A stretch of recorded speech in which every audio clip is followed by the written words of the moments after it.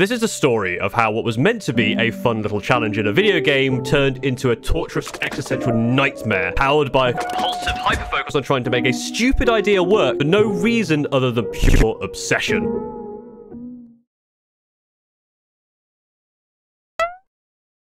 You see, like most people with ADHD, I have an incessant need for immediate short-term dopamine hits, which can most easily be provided through the power of gambling. And one of the best ways to achieve that constant drip feed is through loot boxes, gacha mechanics, and, of course, card booster packs. It's just so exciting to me. You never know what you're going to get. It could even be that super rare thing that you think will give meaning to your life. Wow, look, that knife is purple. Fortunately, or unfortunately, depending on how you look at it, I can't afford to get into that kind of thing because I throw all my money to a giant empty pit known colloquially as plastic crack. But that's where TCG Card Shop Simulator comes in. A game where you get to run a shop selling legally distinct, monster-based cards and, most importantly, open as many packs of cards as you can get your grubby little hands on, in the hope that you get a fancy animation and joyful triumphant noises to keep supplying your brain with the happy chemicals that keep the voices in your head that tell you you're worthless at bay. This game isn't exactly difficult. Like a lot of these early access shop management type games, they aren't particularly balanced and aren't exactly difficult to exploit or break. On stream, I managed to make money running a shop that only sold single cards off of only one display case and forced customers to wade knee-deep in empty cardboard boxes that showcased my addiction, whilst I ran around the shop attacking stinky people with deodorant before they could sully my perfect store with their gifts of Nurgle. I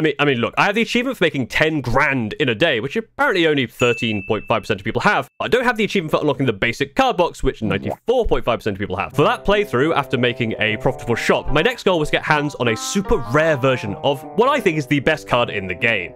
Crablox. And that's where the trouble began. It was that smile. That damned smile. After opening literally thousands of card packs, I finally got what I wanted. I purchased the second piece of furniture for the shop to display him and promptly closed my doors forever. Recently, I started thinking about if it was possible to make this game actually a challenge. Is there a way to make a shop that is so insane but still make profit despite that? Could I make a shop that sold not only just individual cards, but a shop that only sold one type of card? Crablox. I thought that would be a fun little idea that would make for a funny video doing a silly gaming challenge. But it turns out that instead of actually having fun, I was about to embark on a journey of self-reflection, addiction, and suffering. I thought this challenge would require a little bit of luck, and maybe some patience. I set myself a goal of lasting for 33 days in game. That seemed like a decent amount of time in this game, and Crablox has 33 on his card a lot. I don't really know what these numbers mean, but 33 seems like a good target. But that was one of the first of many mistakes that I made. I named the shop I've Got Crabs in an attempt at some lowbrow humor with a self-deprecating twist. I wanted to make the obvious pubic lice joke followed by a pithy comment about how that was the single crabs joke of the video to get it out of the way. Clearly, I'm just that funny. In order to get access to Crablox at all, you need to access the rare card packs, which requires that you have £300 at a shop level of 5.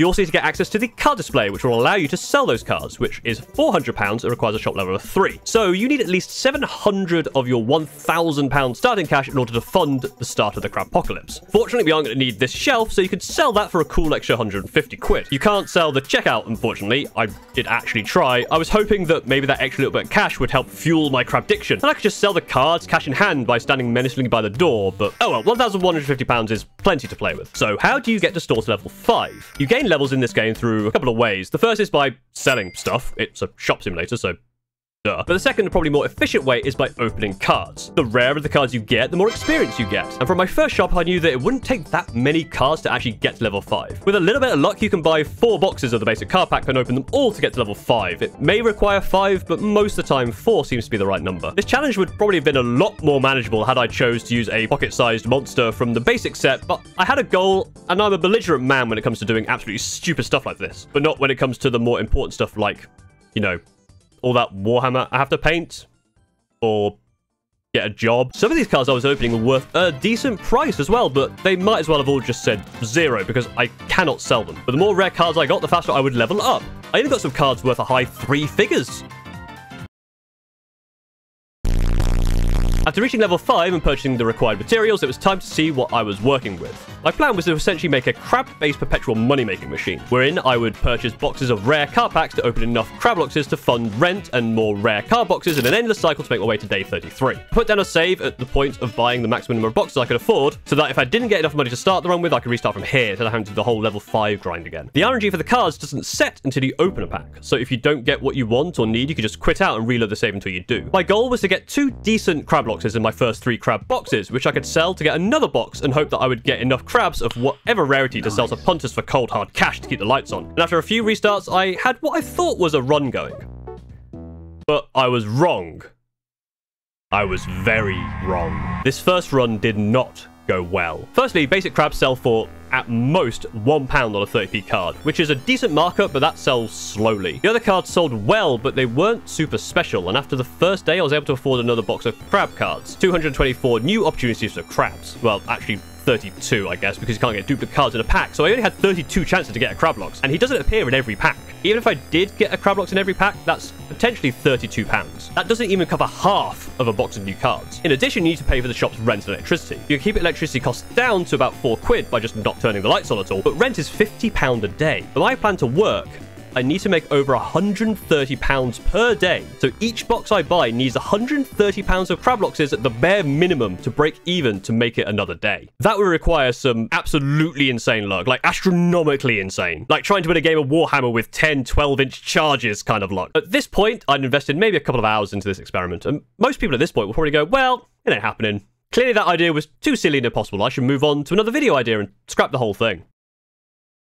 But I'm not most people, which is a very good thing, because if most people like me, I don't think humanity would have made it beyond the primordial soup. But it's a bad thing for me, because I am me, and there is no cure. I really wanted this to work. I couldn't get this idea out of my head. I had to do it in order to satiate my weird crab desires. So it was time to do some maths. In order to survive for 33 days, I need to pay £54 per day, which comes to a total of £1,782. The only feasible way of doing that is if I had £1,782 worth of Crabloxes to sell from day one. So these 3 boxes need to contain a lot of good crabs. Remember how I mentioned how the RNG doesn't set till you open a pack? This can be exploited further than opening every card and then restarting if unhappy. If you pick up 8 packs, open the first one and find something you really want, you can put the other packs back in the box, save your game, and then restart opening. And if you get nothing good in the next 8 packs, restart the game and get them back, meaning you have gotten a super rare card and it's only cost you a single pack. So you can keep trying to open packs and restarting if you don't get what you want over and over and over and over again. If you are absolutely insane, and I mean like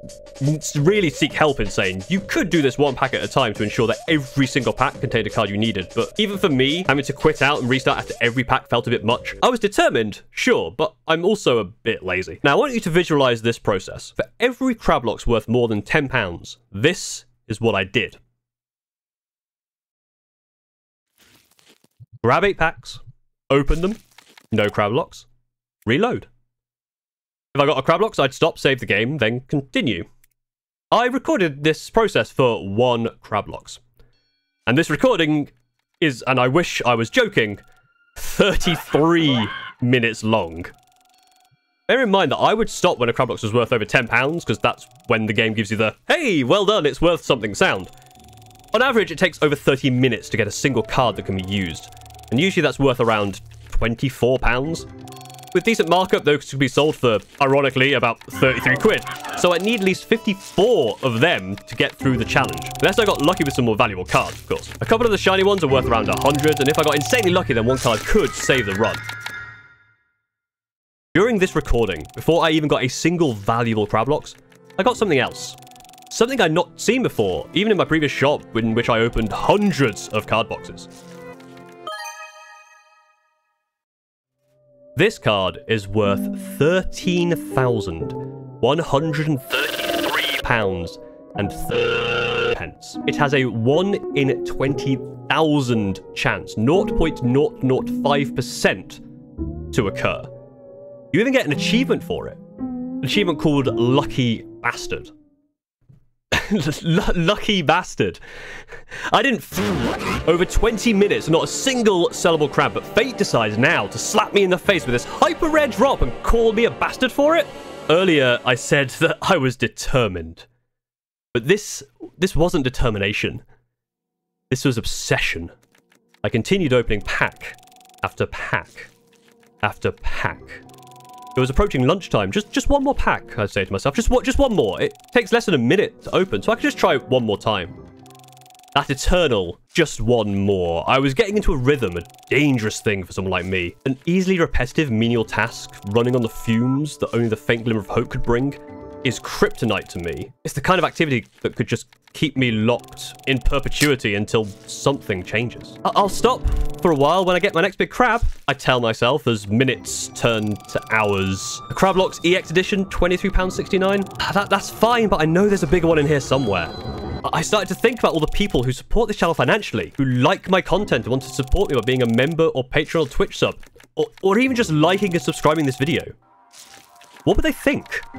If they knew what I was spending my time doing, would they be happy with their investment? I thought about all the hobbies that I was neglecting, the promises of painting my Warhammer for that upcoming tournament.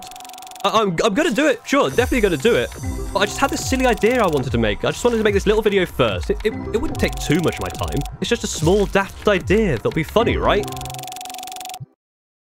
I thought about my career, the kinds of things I could be doing right now. Updating my CV, applying for jobs or courses, educating myself. During this, I get a message from an old colleague.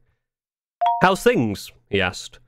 Oh, you know, taking it easy for a month, want to evaluate my options, take a breather, consider my career. How are you doing? "Oh, I'm doing well, I'm applying for jobs, I'm studying for courses, I'm trying to get back to work." Oh, that's nice. Well, good luck. Card after card. I thought about giving up, about making a video where I decide that enough is enough. An anticlimactic ending, sure, but I could at least say to myself that I broke the cycle of addiction, that the crabs did not control me. And this isn't even a difficult challenge, not really, it's just a grind. People do multi-hour grinds in games all the time. Although, most of the time, those aren't just the same 2 clicks to open menus to make a number go up. Unless you're playing RuneScape. Like, what is even the point of this anymore? This is just belligerence until I get lucky. This isn't the fun, exciting, seat-your-pants thrill ride of a shop I wanted. This is just pain.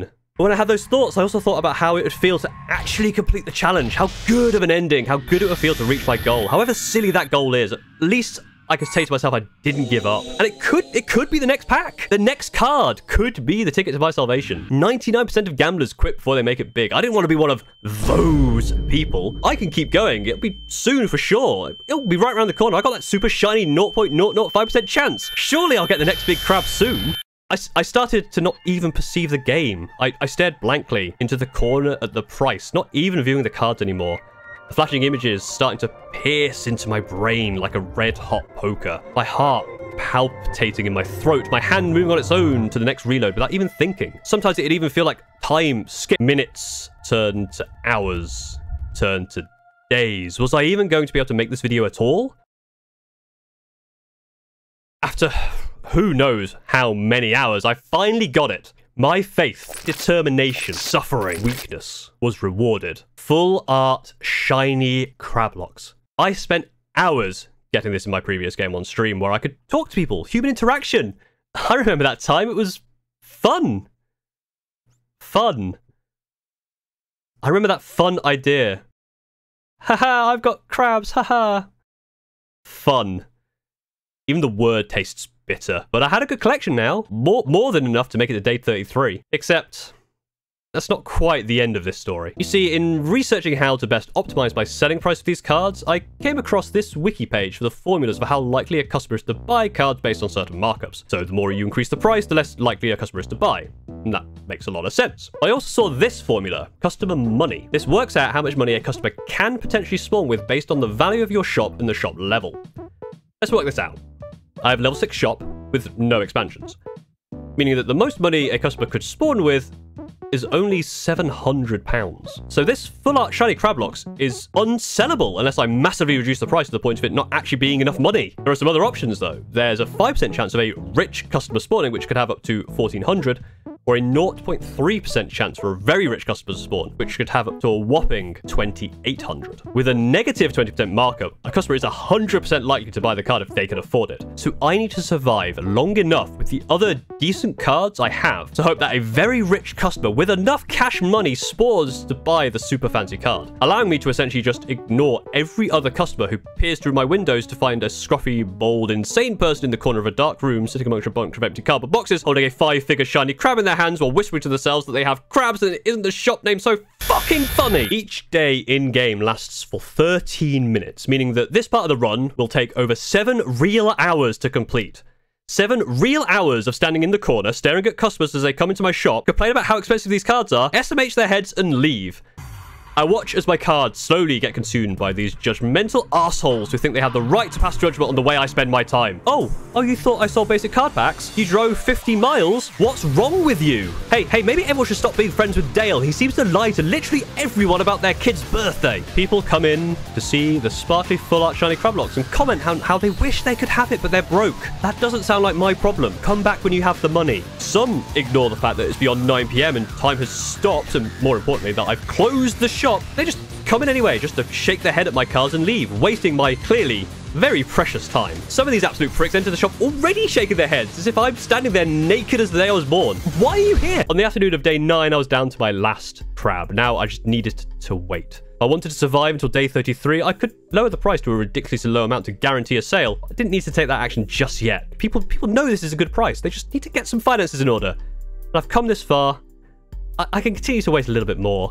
Delightful. I managed to dissatisfy more customers than I had. Surely someone is really upset at me. Day 14, things started to look dire. I lowered the price even more, just 1,400. Nearly half price, just so I had the chance of that 5% rich customer rather than relying on the 0.3%ers. But even at 5%, they also need to spawn with the max money. Customer after customer entered my shop of despair, exclaiming, what a good deal!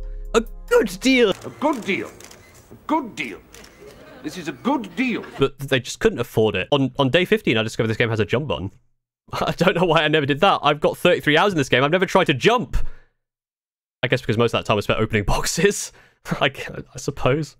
I think by this point, you can see that running a shop using only a single card is it's possible, right? If you're sick enough in the head like me that you'll put up with reloading and putting rare cards over and over to keep the stock high. Maybe I could spend another few days getting another good Crablox to help supplement the shop, extend the building to get richer customers but at the risk of raising rent, or I could buy more cards, try to get a few cheaper but high quality Crabloxes. But this, dear viewer, is where our story starts to come to a close. As soon as one of these broke motherfuckers buys this delightfully sparkly crab monster, I will keep the shop closed for the remainder of the time I need, and probably seek therapy. Eventually, after dropping the card to the low price of £900, it gets picked up, and I can pack away the shelf, pack away the checkout, and just watch the world go by day.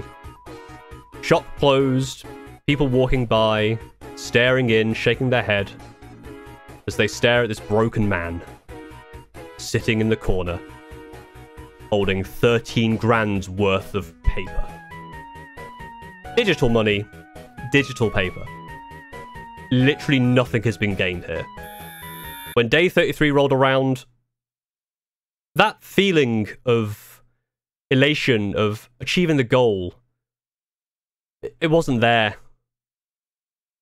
I felt nothing.